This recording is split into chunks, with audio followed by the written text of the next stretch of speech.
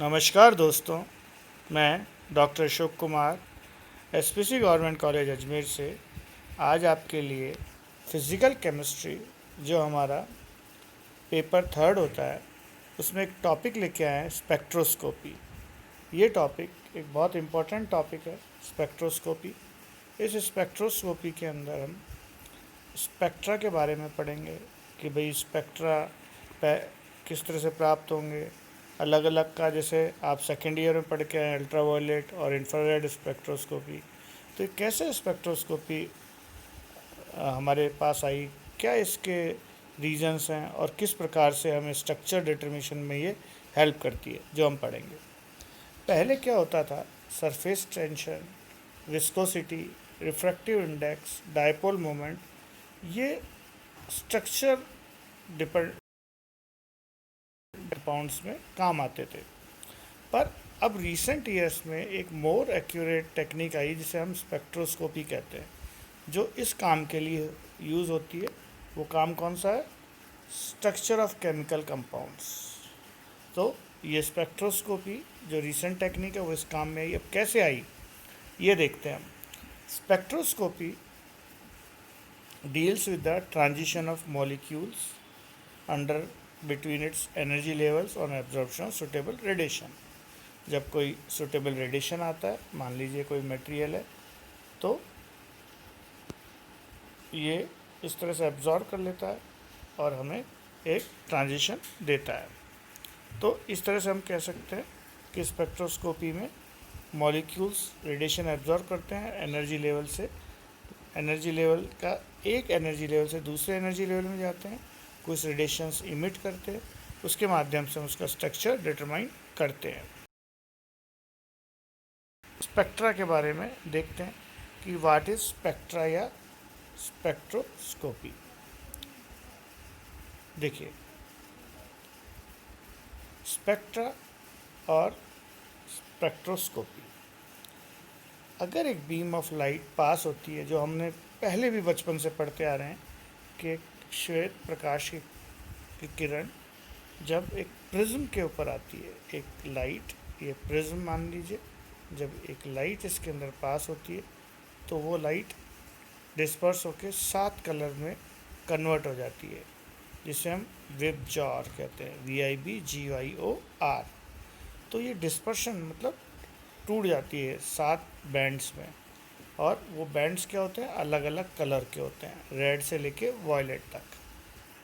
तो इसे डिस्पर्शन कहते हैं इसको, कि जब एक लाइट 7 डिफरेंट कलर्स के बैंड्स में टूट जाती है, रेड से वॉयलेट में, जिसे हम विबजॉर कहते हैं, VIBGYOR।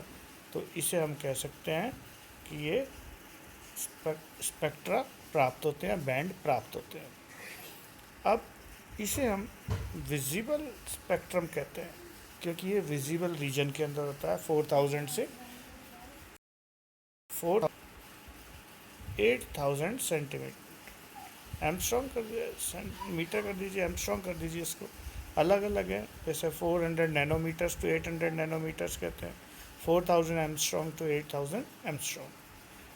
तो ये इंफॉर्मेशन मॉलिक्यूल के बारे में बताता है, उसके स्ट्रक्चर के बारे में, जिसे हम स्पेक्ट्रोस्कोपी के रूप में दर्शाते हैं। इसके माध्यम से हम उसका स्पेक्ट्रा पढ़ते हैं। अब इलेक्ट्रोमैग्नेटिक रेडिएशंस जब हमने विजिबल रीजन में पढ़ी, तो इसको बोलते हैं electromagnetic radiations. X rays, UV rays, infrared, cosmic rays, radio waves. तो ये एडिशन है विजिबल रेडिएशन के, जो हमारा प्रिज्म के अंदर जो लाइट डिस्पर्स हुई, उसके अलावा ये रीजन्स है। Therefore study of emission, emission यानी उत्सर्जन, एब्जॉर्प्शन यानी अवशोषण, जो इलेक्ट्रोमैग्नेटिक रेडिएशंस है पदार्थ के द्वारा या मैटर के द्वारा, इसे हम स्पेक्ट्रोस्कोपी कहते हैं। अब इलेक्ट्रोमैग्नेटिक रेडिएशंस को जो क्लासिफिकेशन किया वो किसके आधार पर किया? इनका अकॉर्डिंग टू वेवलेंथ, फ्रीक्वेंसी और एनर्जी जो मॉलिक्यूल के साथ एसोसिएट होती है। इसे हम रेडिएशन को इनके अनुसार अरेंज करते हैं। वेवलेंथ को हम लैम्डा से दर्शाते हैं, फ्रीक्वेंसी को न्यू से दर्शाते हैं, एनर्जी को ई से। तो इसे कहते हैं इलेक्ट्रोमैग्नेटिक स्पेक्ट्रम और complete spectrum. Different regions of electromagnetic radiations have been developed independently, मतलब किसी पर डिपेंड नहीं है। Wavelength in different region are express in terms of nanometre.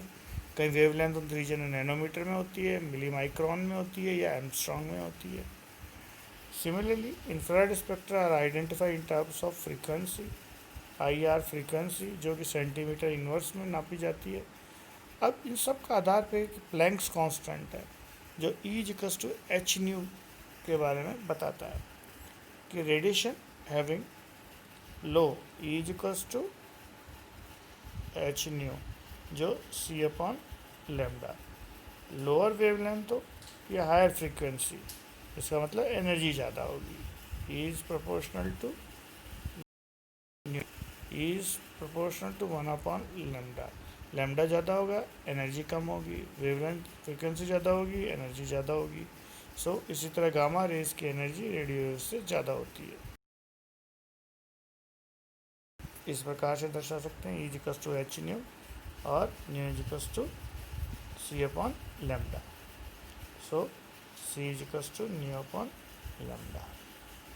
ये हम इस तरह से देखते हैं। और C/λ, जो यहाँ पे हमने इसमें पुट की है। अब इसका हम डायग्राम के माध्यम से देखते हैं। जब कोई रेडिएशंस पास होती है तो वो क्या करती है कि मान लीजिए एक्स इसके अंदर प्रोपोगेट कर रही है और ये एक्सेस है कोऑर्डिनेट। जब ये देखेंगे रेडिएशंस पास होगी तो यहाँ एक विद्युत क्षेत्र और यहाँ चुंबकीय क्षेत्र, तो एक दूसरे के परपेंडिकुलर होती हैं ये electromagnetic radiations. The region is called, these are called electromagnetic radiations.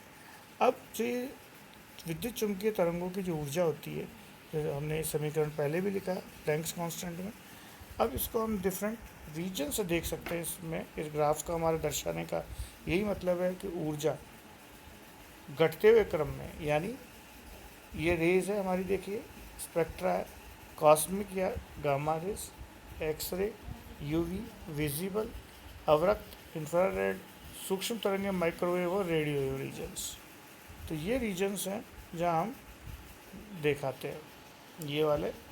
अब ये देखते हैं कि एनर्जी क्या होगी। हमने कहा इसका फ्रीक्वेंसी सबसे ज़्यादा होता है, तो फ्रीक्वेंसी ज़्यादा होगी तो एनर्जी ज़्यादा होगी। E=प्रोपोर्शनल टू न्यू फ्रीक्वेंसी।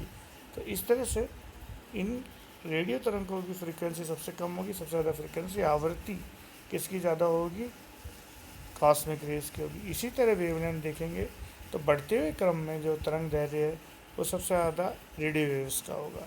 और तरंग संख्या घटते हुए क्रम में, तरंग संख्या यानी वेव नंबर, ये वेव नंबर न्यू माइनस में होती है और ये मीटर-1 में निकालते हैं। तो ये घटते हुए क्रम में, यानी सबसे ज़्यादा किसकी होगी, तरंग संख्या, सबसे ज़्यादा कॉस्मिक रेज, एक्सरेज, पैराबैंगनी, इस प्रकार से ये रेडियो वेव तक होंगी। इस तरह से हमने ये देखा। अब इसमें एक चीज़ देखते हैं कि आणविक स्पेक्ट्रा लेते हैं, एटॉमिक स्पेक्ट्रा लेते हैं, जिसमें प्रकाश या विकिरणों के को ऊर्जा को तरंग दैर्ध्य के रूप में तथा फ्रीक्वेंसी को तरंग संख्या के रूप में प्रकट करते हैं। इस प्रकार से हमने आज स्पेक्ट्रोस्कोपी क्या है और इलेक्ट्रोमैग्नेटिक रेडिएशंस की जो एनर्जी, फ्रीक्वेंसी और वेवलेंथ, इसके क्रम को देखा घटते हुए, और तरंग संख्या, वेव नंबर।